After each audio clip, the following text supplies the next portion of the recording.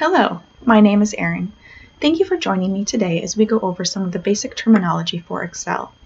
This video is meant for beginning and novice users who want to get a little more familiar with Excel before they dive into using the program. The first term we're going to go over is workbook. A workbook is the entire Excel file and can contain one or more worksheets. What you see on your screen right now is a workbook. A worksheet is the document you are typing your information into, also called a sheet. It is used to store, display, and calculate data.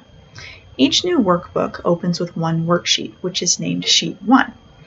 At the bottom of the workbook on the left-hand side is a tab with the worksheet's name. You can see this right here. Multiple worksheets can be open in a workbook. Each worksheet has a unique name, which is defaulted to Sheet 1.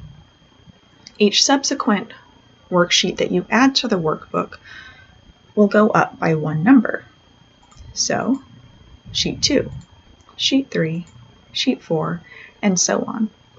These names can be changed, but that process will not be covered in this video. The next term we're going to cover is work area. The work area is the section you are typing your information into. It is broken up into a series of cells. This is your work area. A cell is a rectangular box in the worksheet where your information will go when you type. You can put letters, numbers, and mathematical formulas into cells. Cells are created by an arrangement of rows and columns. A row is a horizontal configuration of cells. Each row is designated by a number on the left-hand side of the worksheet. You can select part of a row, as seen here, or if you click the number, you can select the entire row. A column is a vertical configuration of cells. Each column is designated by a letter across the top of your worksheet. You can select a portion of the column, or if you select the letter, you can select the entire column.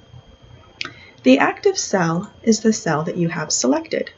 This is where your data will go when you start typing. You can choose which cell to enter data into by using your mouse to select the cell, or you can use the arrows on your keyboard to move it around. The active cell is shown by the thick green line around the box. The next term that we will go over is the ribbon tab.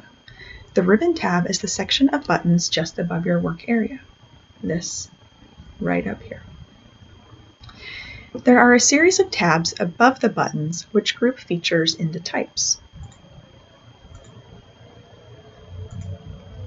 Each tab is further divided into sections. Explanations regarding features in the ribbon tab will not be covered in this video.